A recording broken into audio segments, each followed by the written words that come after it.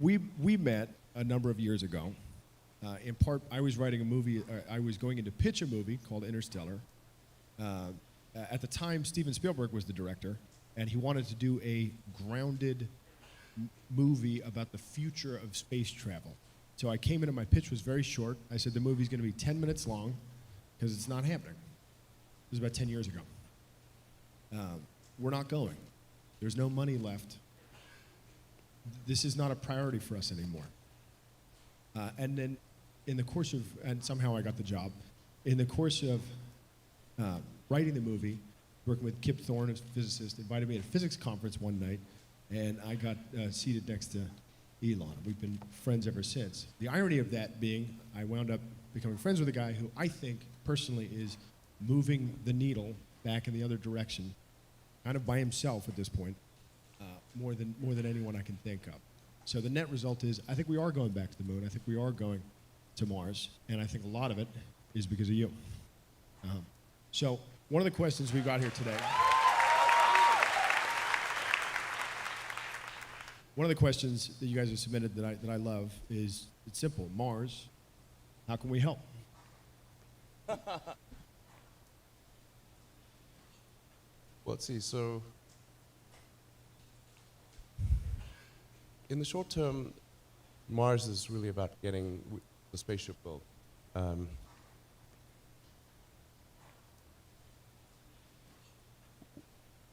We're making good progress on this on the ship and the booster, codenamed BFR. Yeah. What does that stand for again? Well, it's a bit of it's like sort of a Rorschach test in acronym form. But it is very big. Yeah. I gave a presentation on this at the International Astronautical Congress in Australia last year, and that design is evolving rapidly. We're actually building that ship right now. I think right now that the biggest thing that would be helpful is just general support and encouragement, and goodwill. I think once we build it, there will be we'll have a point of proof, something that other companies and countries can then go and do. Like, they currently don't think it's possible, so if we show them that it is, then I think they will up their game, and they will build interplanetary transport vehicles as well. Now, once that has been built, and there's a means of getting cargo and people to and from Mars, as well as to and from the moon, and other places in the solar system, then I think that's really where there's a tremendous amount of entrepreneurial resources that are needed, because you've got to build out the entire base of industry, everything that allows human civilization to exist, and it's going to be harder, a lot harder, in a place like Mars or the moon. We're going to need some volunteers to be colonists. Do we have any colonist volunteers here for Mars?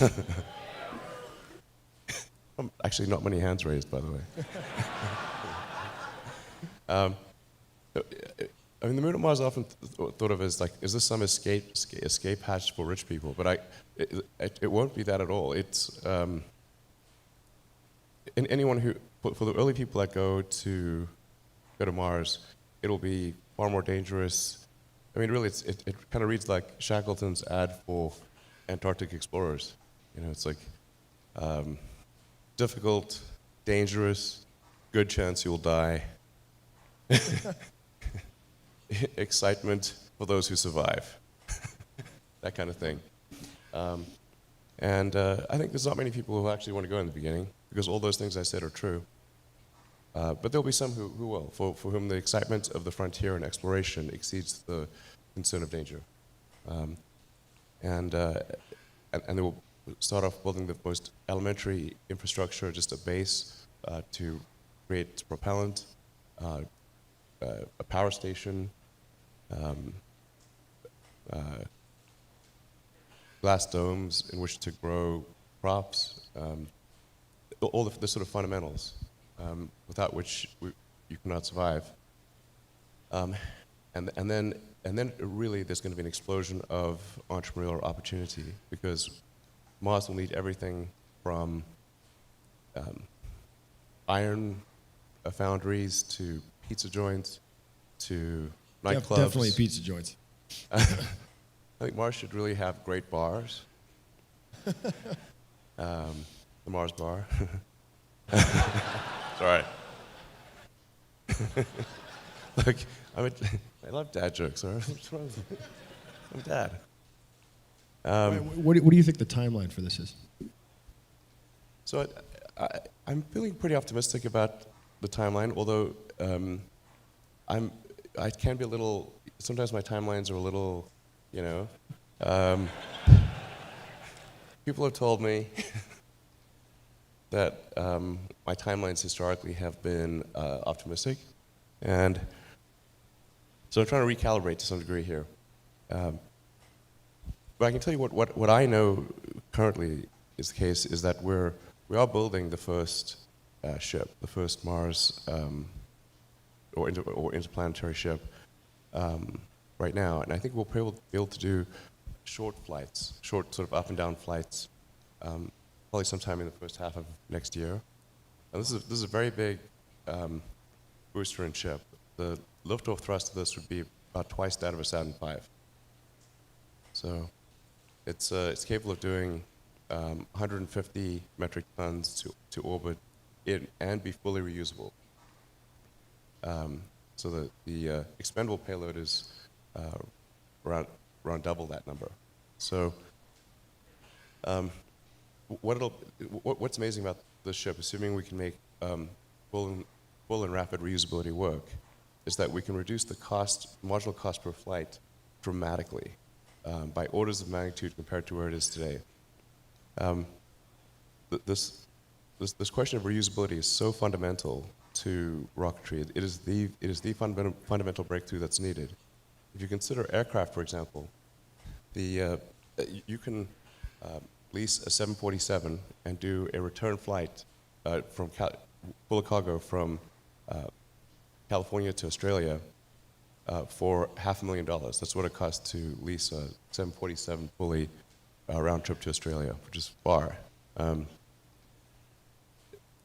To buy a single-engine turboprop plane, a good one, would be about $1.5 million, and that can't even reach Australia, and it's tiny compared to a 747. So what that means is like it costs less to use a giant plane with huge cargo for a long trip than that costs way less than buying a small plane for a short trip in the aircraft world. And the same actually is true of rocketry. A BFR flight will actually cost less than our Falcon 1 flight did back in the day. Wow. So that was about a $5 or $6 million marginal cost per flight. We're confident that BFR will be less than that. So that's profound, and that is what will enable the creation of a permanent base on the moon and a city on Mars.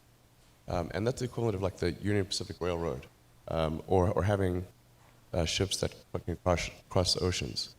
Until you can get there, there's no way for all of the entrepreneurial energy to you can't do anything. There's no way for all the flowers to bloom. Once you can get there, the opportunity is immense. So we're going to do our best to get you there, and then make sure that there's an environment in which entrepreneurs can flourish. And then I think it'll be amazing. A big part of that, and we've talked about this, is inspiring people to look again at this. You know, we were talking about this yesterday. It was our grandparents who went to the moon, and we have not gone back since. You know, in my lifetime, no one's gone to the moon. You and I were having a conversation last year about what to put in Falcon Heavy, and the kind of what's the cargo, and the idea was to to use that as an opportunity to inspire people. Again, Carl Sagan had a beautiful thought many, many years ago that if you just get enough people to look at the Earth from a distance, that it would get them to focus on the problems here and on the possibilities of space exploration.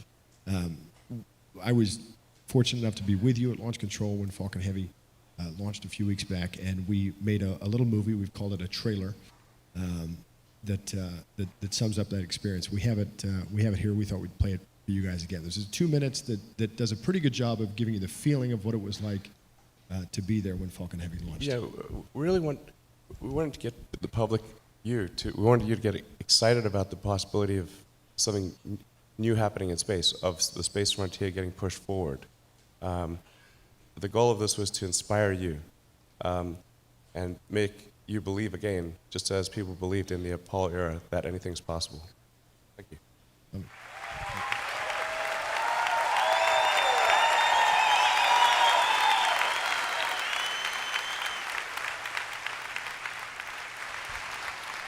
That picture at the end is a picture of one of the circuit boards inside the Roadster, right? Yeah. We try to confuse the aliens as much as possible. If you look carefully, there's also a little Hot Wheels version of the Roadster with a tiny little astronaut in the Hot Wheels Roadster on the dashboard.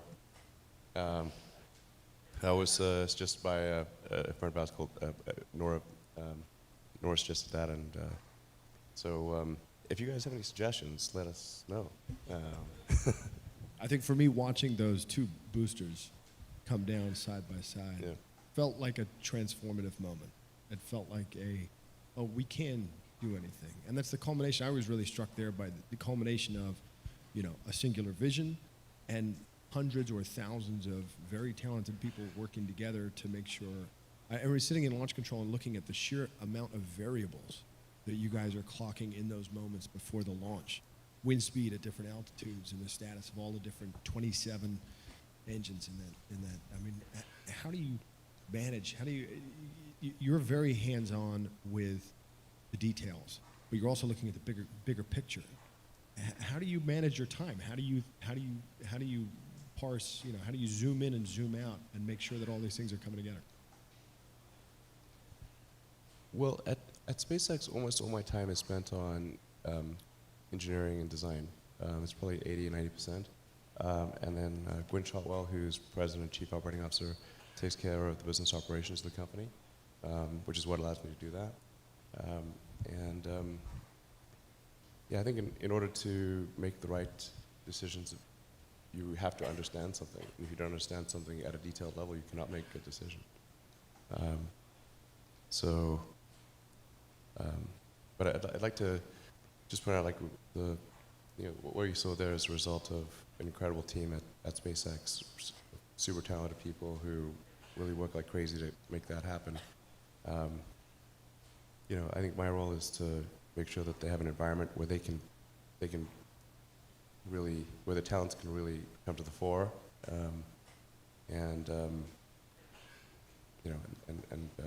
but I can't tell you how honored and grateful I am to work with such a great team. Everyone in this room is inspired by you. Who are you inspired by? Well, Kanye West, obviously.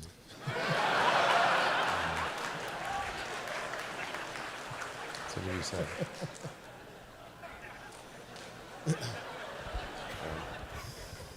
Me too. Fred Astaire, you should see my dance moves. We may see some dance moves unless... I do love Fred Astaire, he's amazing. If you haven't watched his movies, they're amazing. Yeah.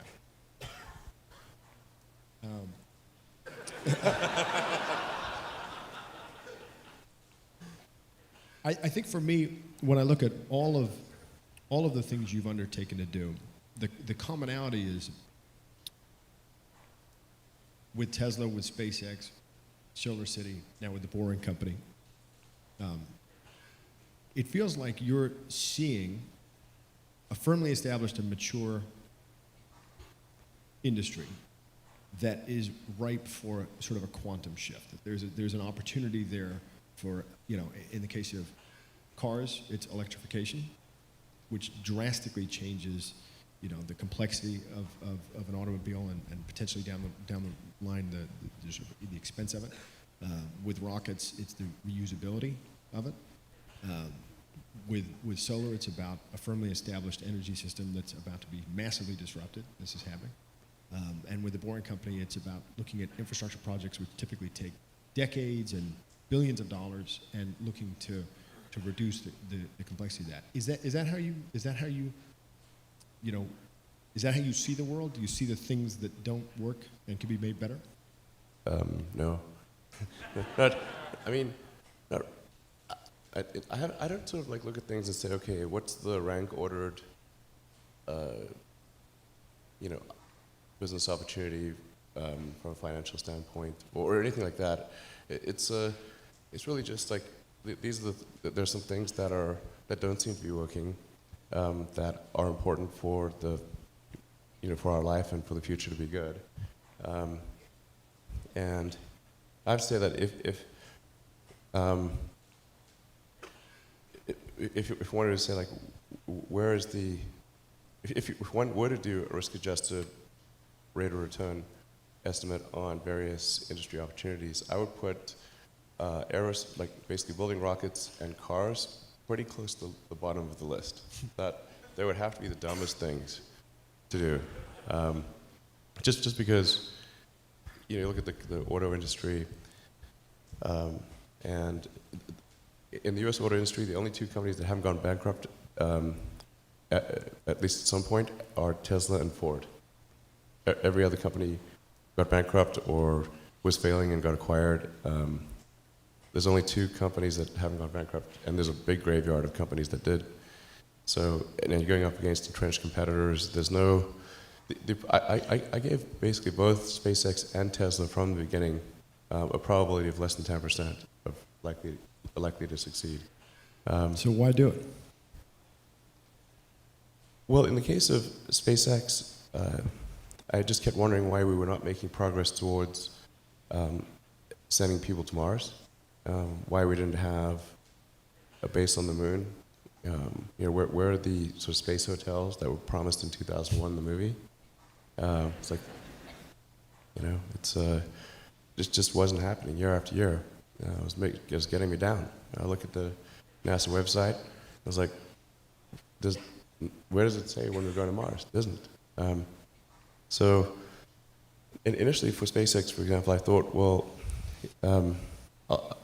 the genesis of SpaceX was not to create a company, but really how do we get NASA's budget to be bigger? That was initially the goal. So I came up with this little small philanthropic mission, which would be to send a small greenhouse to the surface of Mars. It's called Mars Oasis. And there would, upon landing, the seeds would be in dehydrated nutrient gel, hydrated upon landing, and you'd have this little greenhouse, and then the money shot would be green plants against a red background. So I recently learned that money shot has a meaning that that I wasn't aware of, but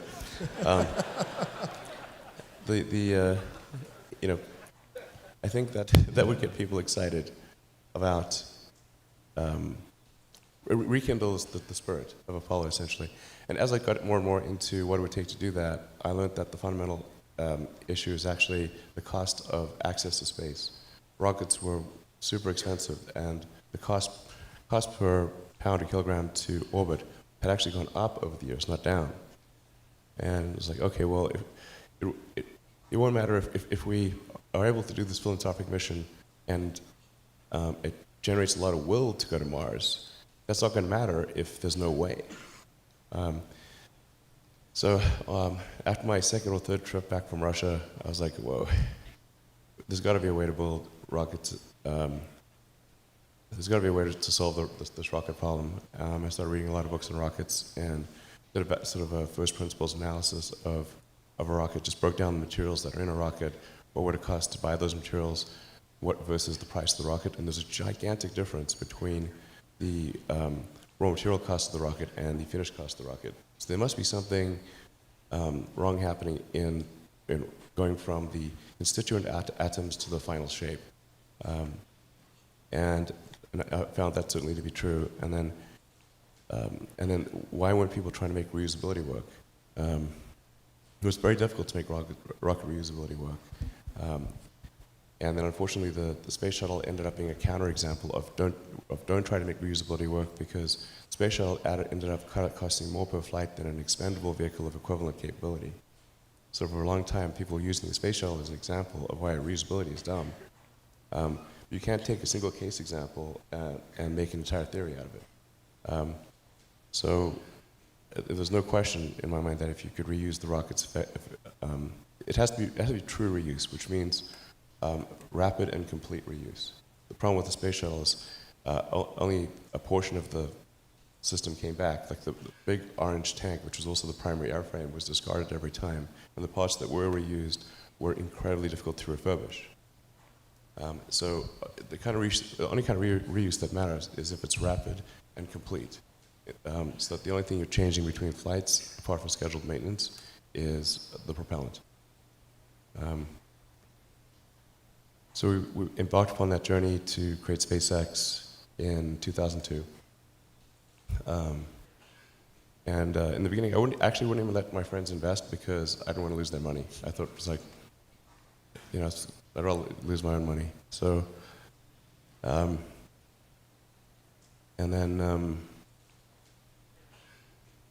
we almost did die at SpaceX, actually. So I budgeted for 3 flights. Technically, I did have a plan where I had the money from PayPal. I had like about 180 million from PayPal. And I thought, I'll allocate half of that to SpaceX and Tesla and Solar City, and that should be fine. I'll have 90 million. Like, that's lots, But then what happened is things cost more and took longer than I thought. So I had a choice of either put the rest of the money in or the companies are going to die. And it's like, so I ended up putting all the money in and borrowing money for rent from friends. 2008 was brutal. 2008 we had the 3rd consecutive failure of the Falcon 1 rocket for SpaceX. Tesla almost went bankrupt. We closed our financing round 6 p.m. Christmas Eve 2008. It was the last hour of the last day that it was possible. We would have gone bankrupt 2 days after Christmas otherwise. And I got divorced. That was like rough, man. Permanent scar tissue there. Well, it poses a question, or maybe you just answer the question of why is no one else doing these things?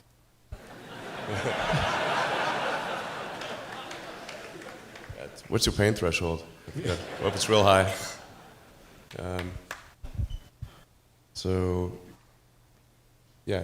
SpaceX is alive by the skin of its teeth, so is Tesla. If things had just gone a little bit the other way, both companies would be dead.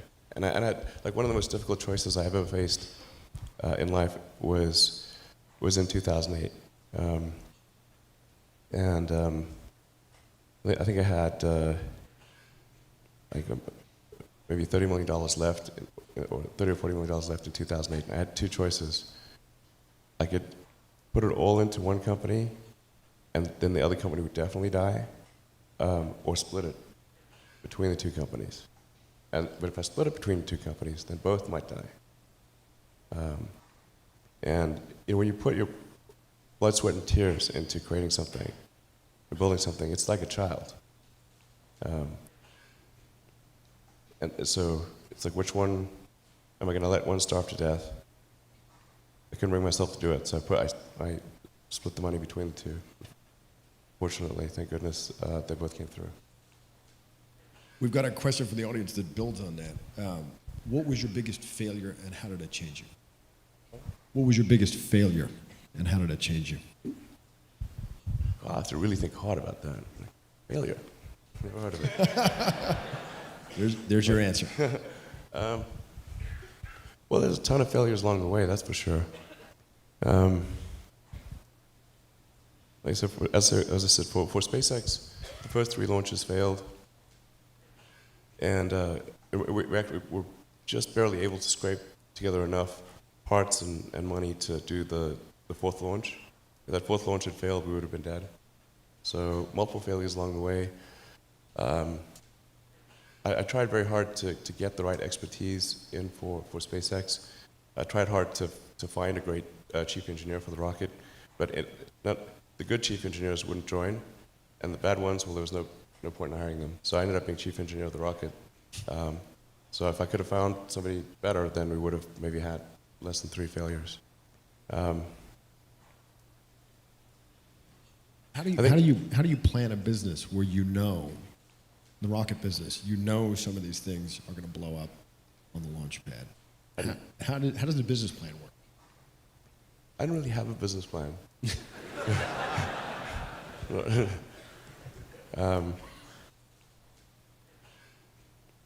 Yeah, I haven't had a business. I had a business plan way back in the Zip2 days. But these things are just always wrong. So I just didn't bother with business plans after that.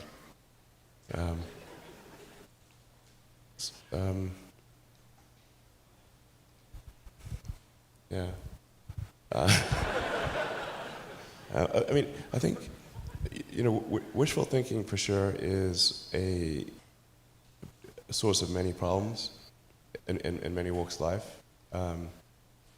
Business or personal wishful thinking causes a lot of trouble. You really have to ask, whether something is true or not. Does it make sense? And if it ever feels like too easy, it probably is.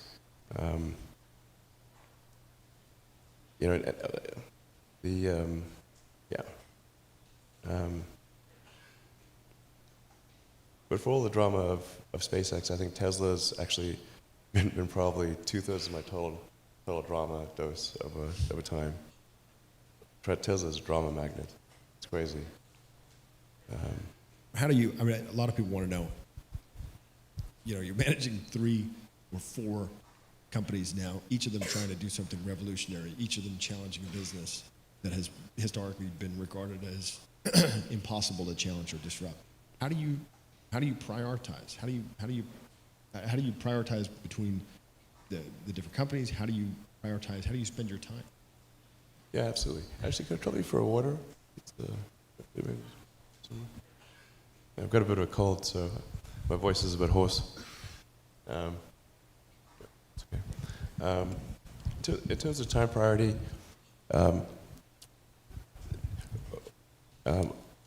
for business time, almost all of it is really dedicated to SpaceX and Tesla.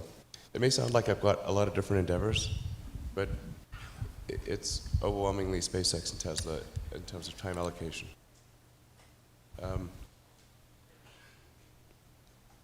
So it's, and then for non-business stuff, it's almost entirely kid stuff. My kids are here today, actually. Brought them along to South by Southwest. Hope they're having a good time. They went and saw the Westworld exhibit, or it's really amazing. If you haven't seen the Westworld, what do you call it, exhibit or a? I don't know what you call it. I think you just call it Westworld at this point. Theme park. It's really incredibly well done. I took the kids there yesterday. They had a great time. But yeah, I think probably one of the biggest misunderstandings is that I'm actually not an investor. Sometimes people think I'm an investor or I invest in things. I don't invest in anything. In fact, the only public security that I own of any kind is Tesla. And then the next biggest is SpaceX. And then the Boring Company kind of started it more as a joke, because that would be a funny name for a company. We put the 0 in bring. I mean, it's sort of like, that doesn't make any sense. But when we talk, I remember when you first told me that you were thinking about tunnels. Yeah, when did I first tell you about that? Years ago. Okay, it's like a long time ago. Yeah, like I thought you were joking. Yeah, it was. I was joking, but it's not because of some epiphany that I had one day driving down the 405. That's how it gets translated somehow. I was talking about tunnels for years and years. For probably 5 years or 4 years at least, whenever I'd give a talk and people would ask me about what opportunities do you see in the world, I'd say tunnels. Can someone please build tunnels? So after 4 or 5 years of begging people to build tunnels, and still no tunnels, I was like, okay, I want to build a tunnel. So like maybe I'm missing something here. So I was like basically talking people's ears off of tunnels for several years, and then said, well, let's find out what it takes to build a tunnel. And so I started digging a tunnel. I wanted to start the tunnel from where I could see it from my office at SpaceX. So I said, well, let's just carve off a part of the parking lot across the road so I can see if anything's happening or not. And then we named our first boring machine Godot, because I kept waiting for it. It never came. Finally it did.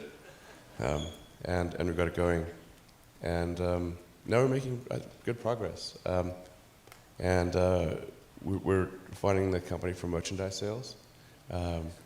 So thank you for anyone who's bought our flamethrower. You will not be sorry, or maybe you will. It won't be boring. We have a video, I think, here of the latest vision for the Boring Company in terms of how it planned, the hopes Cool. of I the revolution. didn't even know this. Great.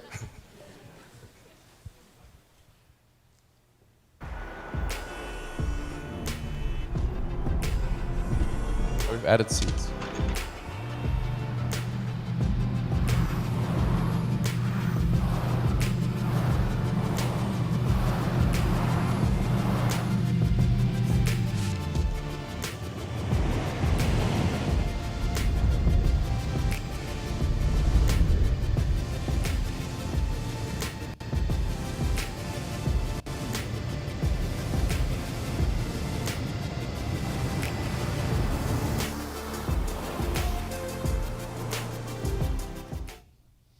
I think, when we were first talking about the concept, tunnels feel like a resolutely old school solution to a I'm problem. sad that I invented tunnels. And I was still holding out hope for the flying car, and then you asked me one simple question that answered the question for me about flying cars kind of forever, which was, would you want your neighbor to have a flying car? Yes, exactly. This is exactly the question. Oh, you want a flying car? How about everyone around you has a flying car too? Oh. That doesn't sound so good. Yeah. And I think one of the interesting things about tunneling is it's one of these things that, there's not a lot of market competition there. It's not it's something that's ripe for change. So how do you, I remember you talked about the philosophy with Godot was to just keep running it basically until you figured out why it can't run any faster. Yeah, so, the Boring Company, to be clear, it's like literally 2% of my time. It's probably 20% of my tweets. But tweets do not correlate to actual time spent. I sort of just have fun with the Boring Company, but my time allocation is literally about 2%. Talk about your time allocation. I think one of the things you spend an awful lot of time thinking about, I know, is artificial intelligence. It's something that you and I have as a shared interest, and it's something that our audience is interested in as well. The question here is a lot of experts in AI don't share the same level of concern that you do about the dangers of AI. Fools. What Famous last words. What specifically do you believe that they don't?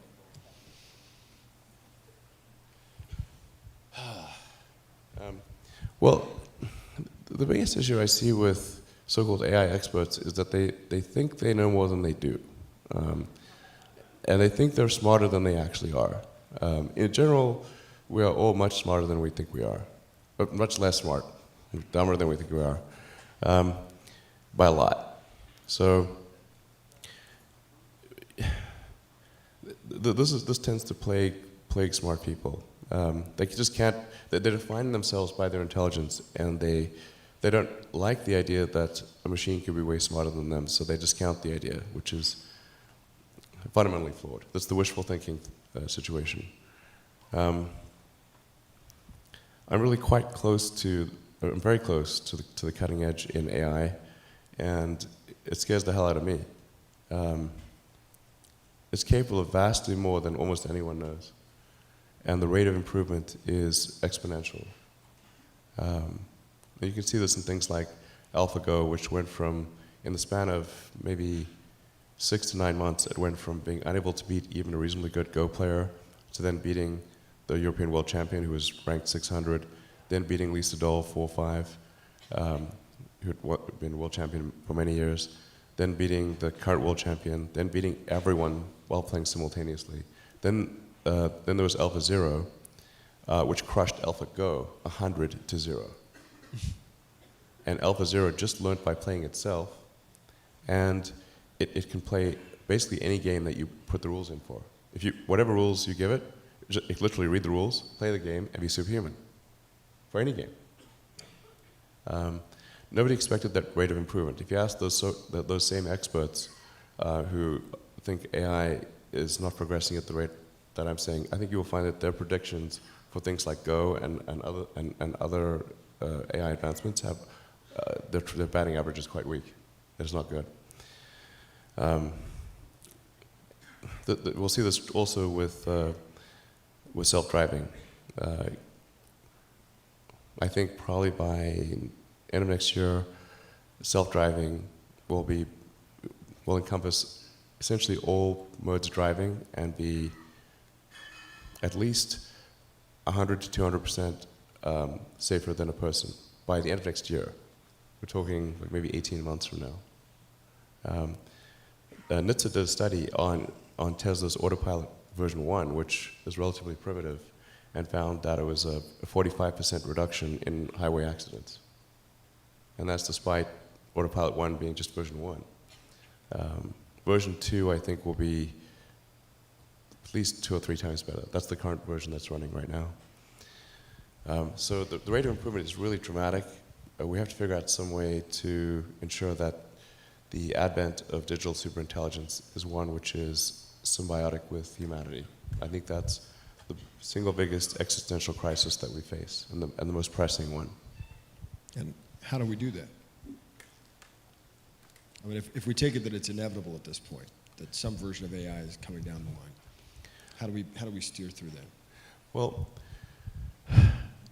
I'm not normally an advocate of regulation and oversight. I mean, I think one should generally err on the side of minimizing those things. But this is a case where you have a very serious danger to the public. And therefore, there needs to be a public body that has insight and then oversight to confirm that everyone is developing AI safely. This is extremely important.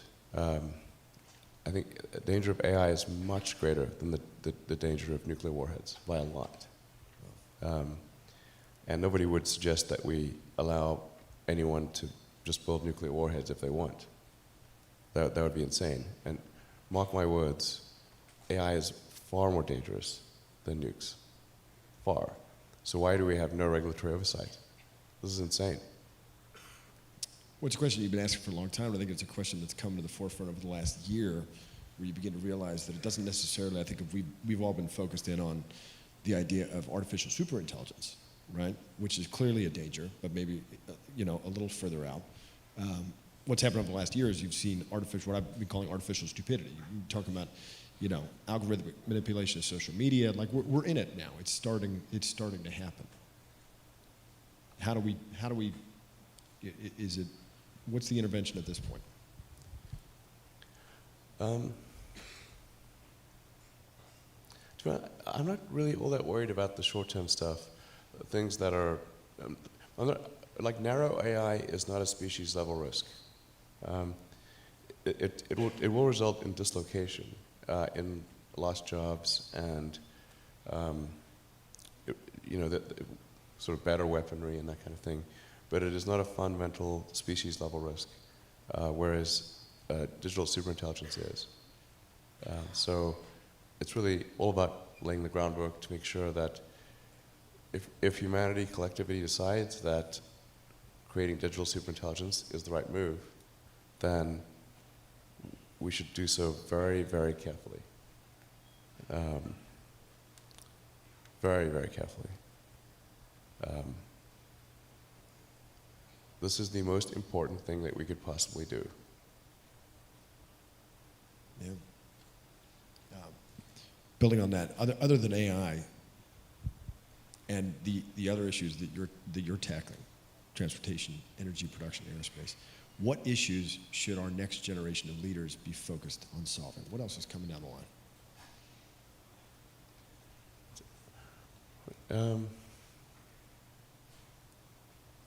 Well, I mean, there are other things that are on a longer time scale.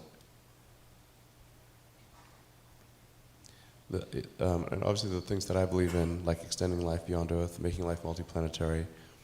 I'm a big believer in sort of Asimov's Foundation series, or the principle that you really want to, I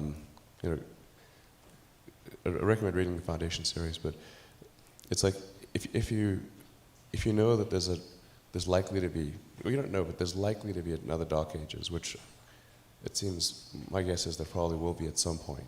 I'm not predicting that we're about to enter Dark Ages, but that there's some probability that we will, particularly if there's a Third World War. Then we want to make sure that there's enough of a seed of human civilization somewhere else to bring civilization back, and perhaps shorten the length of the Dark Ages. I think that's why it's important to get a self-sustaining base, ideally on Mars, because Mars is far enough away from Earth that a war on Earth, the Mars base might survive. It's more likely to survive than a moon base. But I think a moon base and a Mars base that could perhaps help regenerate life back here on Earth would be really important, and to get that done before a possible World War III. Last century we had 2 massive world wars, 3 if you count the Cold War. I think it's unlikely that we will never have another world war again. There probably will be at some point. Or if we have another one, it'll be the last. Yeah, it just could be radioactive rubble. So, again, I'm not predicting. It just seems like, well, if you say given enough time, will it be? Most likely, given enough time. This has been our pattern in the past. Like I really believe in the zeroth law of Asimov's zeroth law. Take the set of actions most likely to support humanity into the future. But I think sustainable energy is also obviously really important. It's tautological. If it's not sustainable, it's unsustainable. Yeah, how close are we to solving that problem? Well, I think that the core technologies are there with wind, solar, with batteries. The fundamental problem is that there's an unpriced externality in the cost of CO2. The market economics works very well if things are priced correctly, but when things are not priced correctly, and something that has a real cost has zero cost, then that's where you get distortions in the market that inhibit the progress of other technologies. So essentially anything that produces carbon, it puts carbon into the atmosphere, which includes rockets, by the way. So I'm not excluding rockets from this. There has to be a price, and that you can start off with a low price, but then that price, and then depending upon whether that price has any effect on the parts per million of CO2 in the atmosphere, you can adjust that price up or down. But in the absence of a price, we sort of pretend that digging trillions of tons of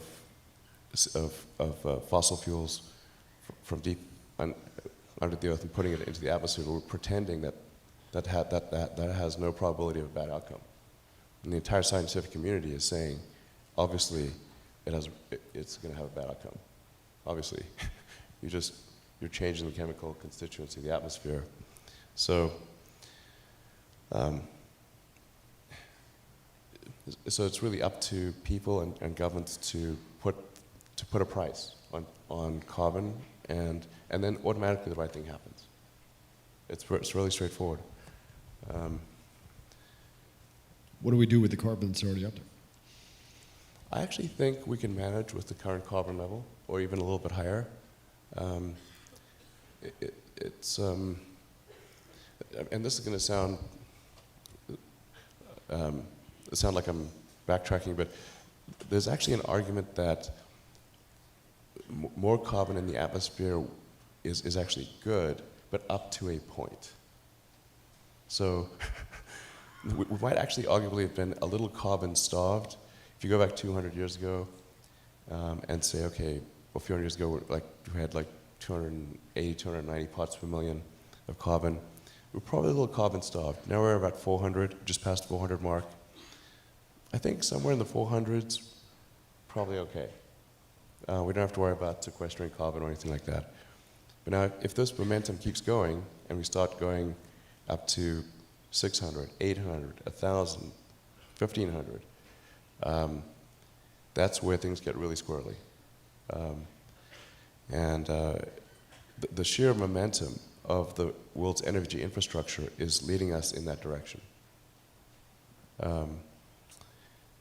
So it's just very important that the public and the governments push to ensure that the correct price of carbon is paid. So that will be the thing that matters. Yeah. Our audience is very interested in knowing how many hours of sleep you got last night. I don't know, about 6, 5 or 6, I think. 5? I don't know. I feel like we know part of the answer to this because you were trapped in Westworld for a while. But how? I mean, on a regular day for you, are you sleeping? You're not sleeping a lot, right? Oh, geez, do I look that bad? No. You look great. Oh, but we thanks. just imagine with the amount of responsibilities, with the amount of with what you've got going on, do these problems still keep you up at night, or do you think we're on our way to solving them? Well, right now the only things that are really stressing me out in a big way are AI, obviously. That's like always there, and I'm working really hard on Tesla Model 3 production, we're making good progress, but it's hugely hard work. But those are the two most stressful things in my life right now. Yeah. Our audience really wants to know, what do you hope the world will look like for children born today when they're your age? When, sorry? What do you hope for the world to look like? What's the best case scenario? Say we solve these problems. What's that world look like?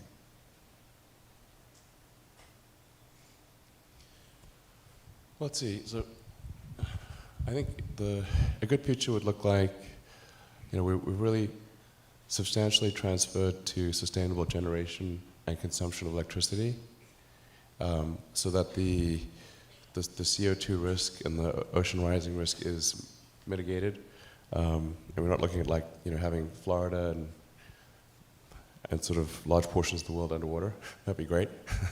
to not to have addressed that risk. That'd be enormous. For us to have a base on the moon, base on Mars, be out there exploring the solar system, start building industry on essentially having human civilization go out there, and have it be such that anyone can go to the moon or Mars or out to the solar system if they want, making it really affordable. I do think it's important that there's competition, that there are multiple companies doing this, not just SpaceX. And that AI risk is that I guess there's sort of a benign AI, and that we're able to achieve a symbiosis with that AI.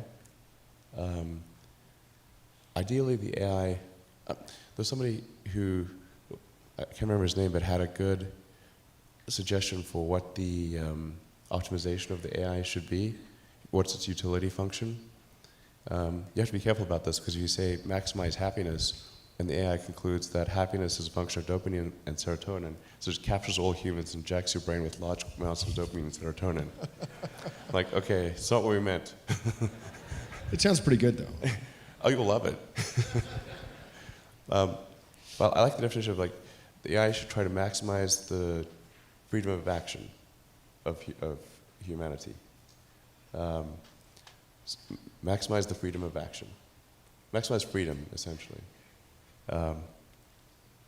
I like that definition.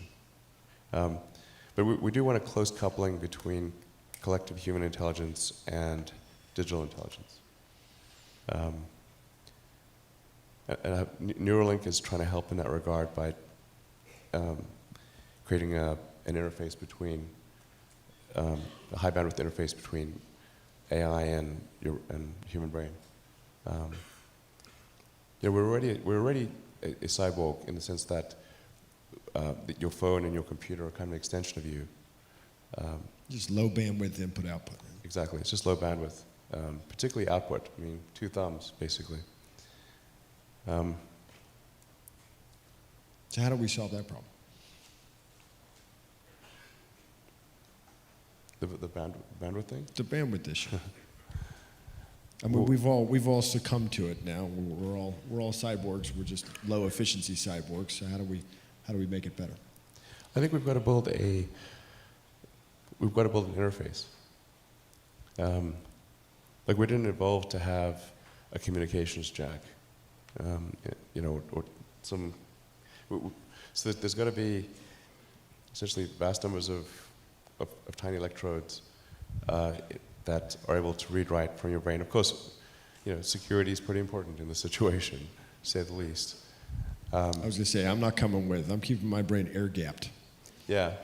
Well, I think a lot of people will choose to do that.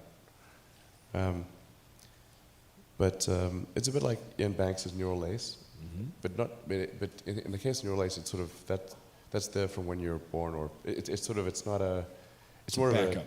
Sorry? It's a backup. Yeah, kind of a backup.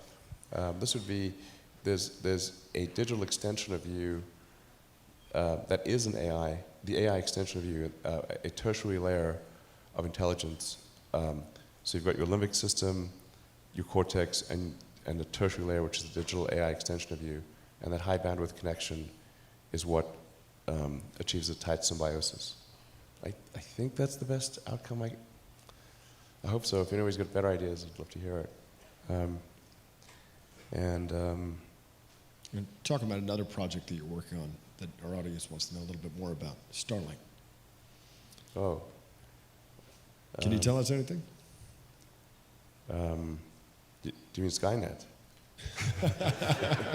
Hopefully not Skynet. It's internet in the sky.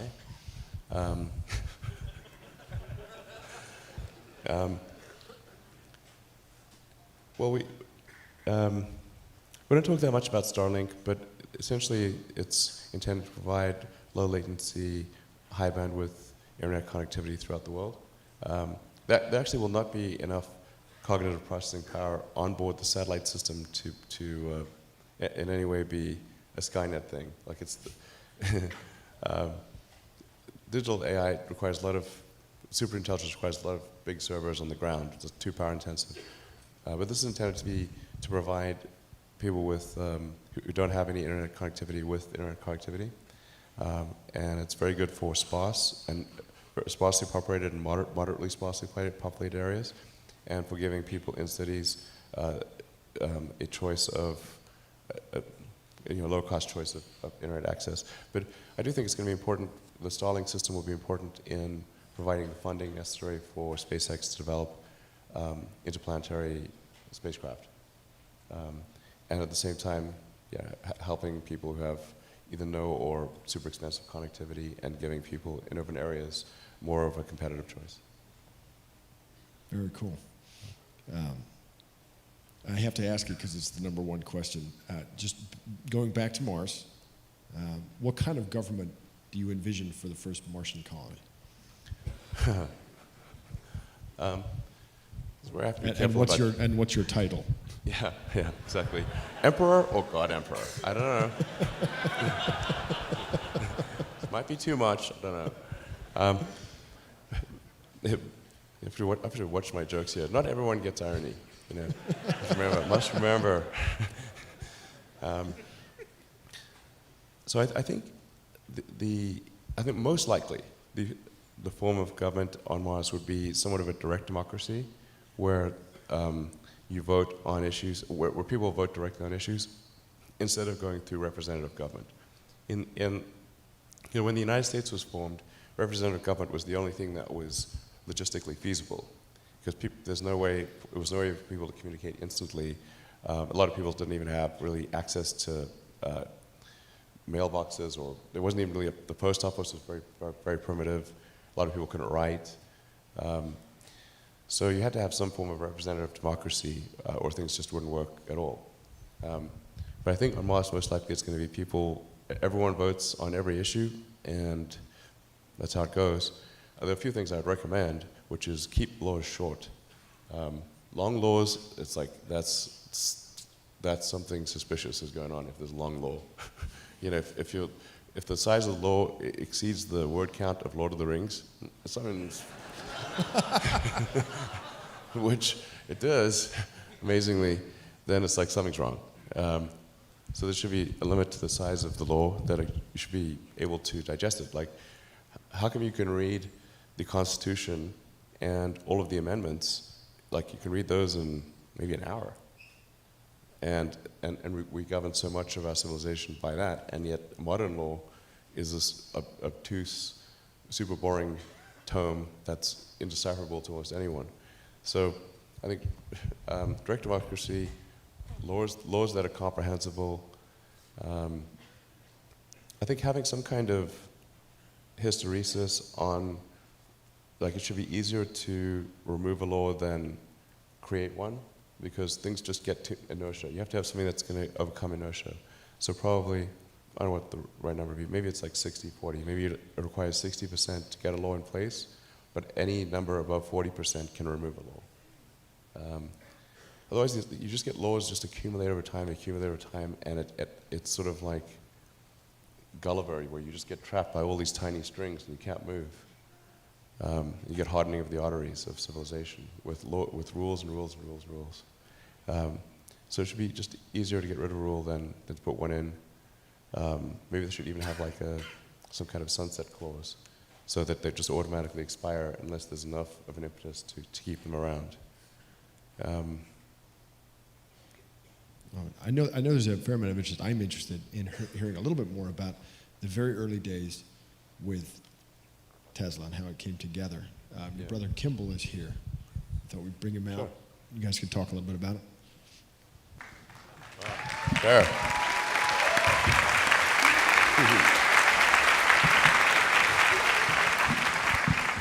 You guys might get lucky tonight. I notice you have a guitar. I'm going to ignore that. We got hats, we got a guitar. But I would guess there are a fair number of entrepreneurs here today, and a fair number of people interested looking at Tesla, which now extraordinary success of it. How did this come together? I mean, when you guys were looking at, I know famously, you were looking at problems you could solve. What do those conversations look like? Yeah, so let's see. So I'm talking to Kimball, thanks for coming on, about the things that I thought would be most important to work on for a long time, all the way back to college days.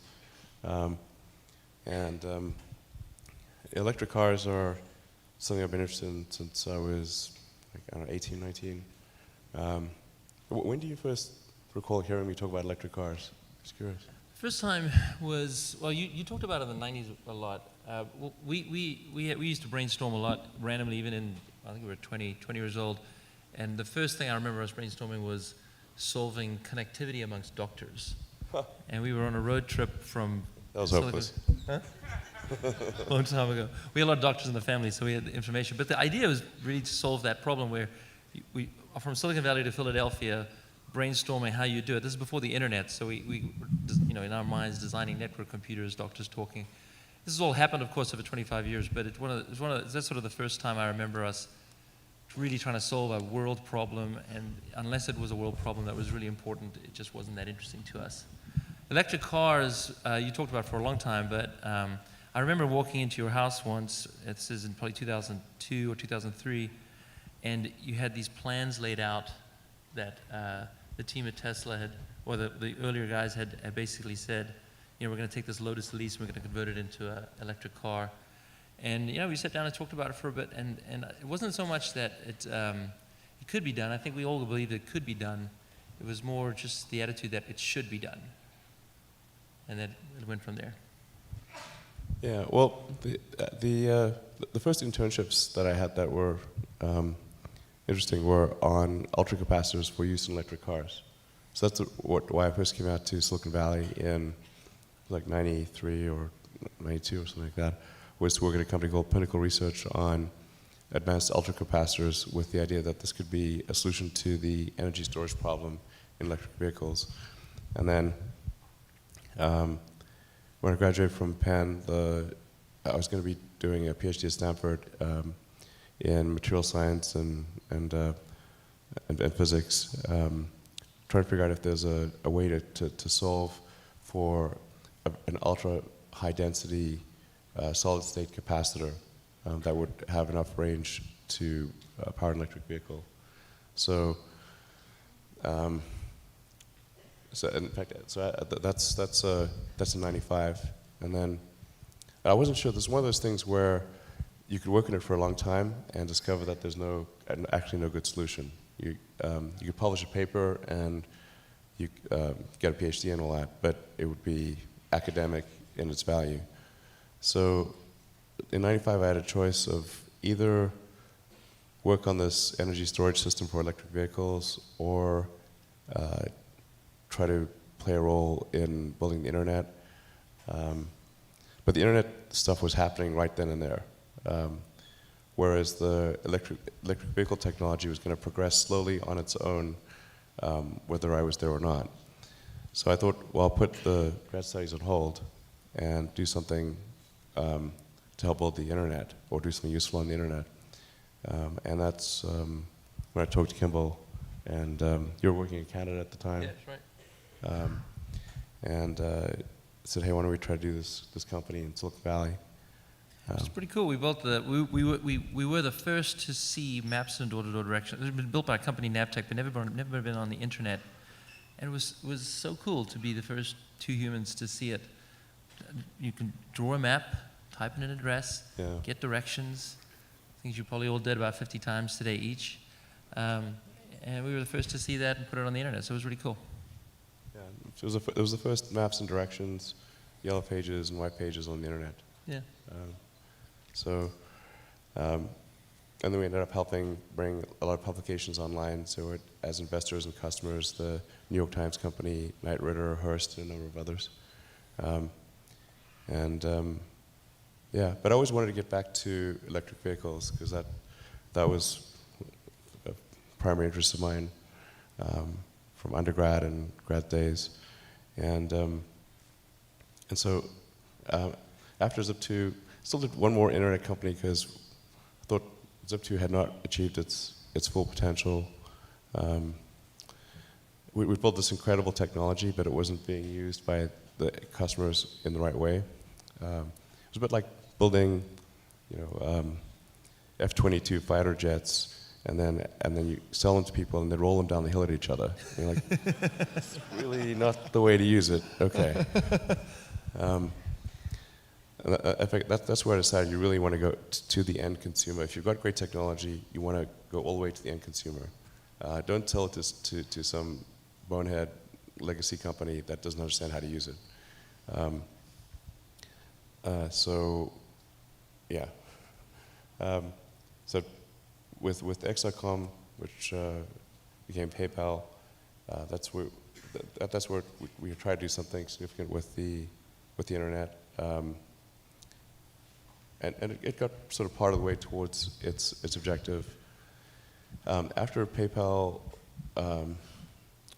went public and they got bought by eBay in 2002, that actually freed up me and a bunch of other people to go and create companies. And I started debating between either solar, electric car, or space. I thought space was like the least likely to have somebody, the least likely to attract entrepreneurial talent. I thought like nobody is going to be crazy enough to do space, so I better do space. So I started off with space first, and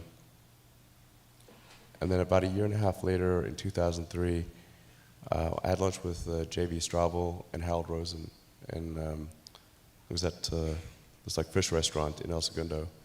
And Harold Rosen had been involved in space and electric vehicles, and JB had just graduated from college and was working with him, and the conversation turned to electric vehicles because Harold had done something called Rosen Motors, which was like an attempted EV startup. And I said, well, I've always been super interested in electric vehicles. I was going to do my PhD on advanced energy storage. Sorry. I was going to do grad studies on advanced energy storage techniques for electric vehicles. And so JB said, well, have you heard of this company called AC Propulsion? Because they had created the T0 electric sports car as a prototype. And I was like, wow, that's great. Like lithium-ion batteries had really achieved a level of energy density that could, for the first time could allow you to have significant range in an electric car. And they had a sports car that had 0 to 60 in under 4 seconds, a 250-mile range. And it was pretty cool. Now, it was just a kit car. So it didn't have a roof or airbags or a thermal control system, and it was extremely unreliable. It wasn't productized, but it was a proof of concept. So I got the test drive from AC Propulsion, and I was like, wow, you guys should really commercialize this. This would show people what electric cars can do. And I tried for months to get AC Propulsion to go into production with the T0. And like they just were not interested in doing that. Amazingly, they wanted to do an electric Scion. You know, like that boxy car. But the problem is, like, the electric Scion would cost $70,000. Or you could build a sports car for $100,000. Okay, but like nobody's going to buy the electric Scion. But people might buy the electric sports car. So after hounding them for months, I finally said, like, look, if you guys are not going to commercialize the T0, would you mind if I did that? They said, no problem, go ahead. It's like, great, so I'm going to do that with JV. And they said, but if you're going to go and try to productize T0, there's some other teams you should talk to that are also interested in doing that. So that's where Martin Eberhard, Mark Topping, and Ian Wright came in. And I think that was probably the biggest mistake in my career, quite frankly.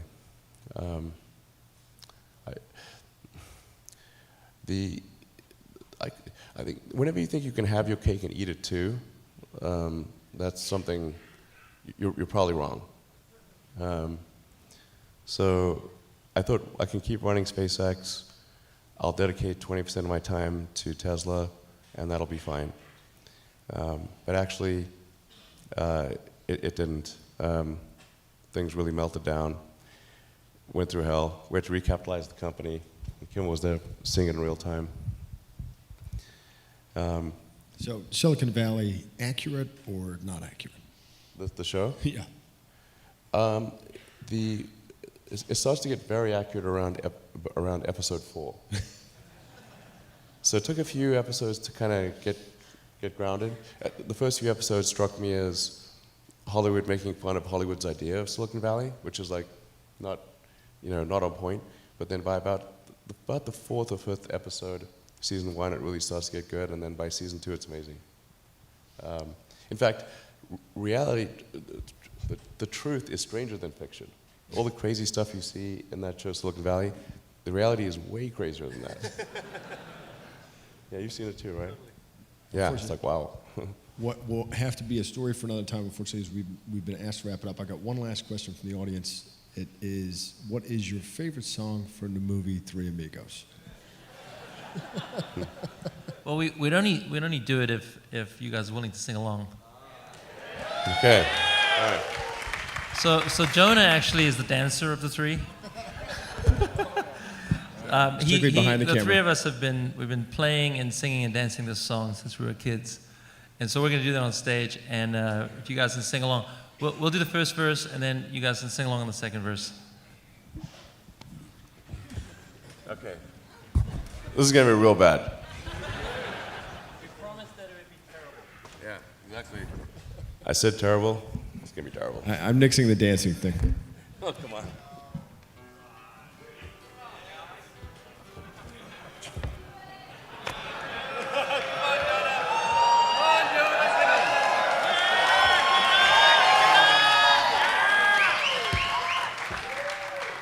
This is gonna hurt.